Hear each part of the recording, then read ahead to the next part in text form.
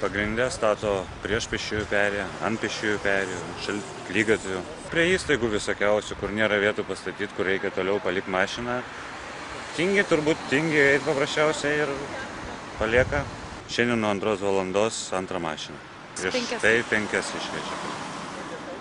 Tai pagrinde stato geresnės mašinas, kuo brangesnė mašina, to jinai numetama bilė kaip, vos nei parduotuvė, nei vidų pastato.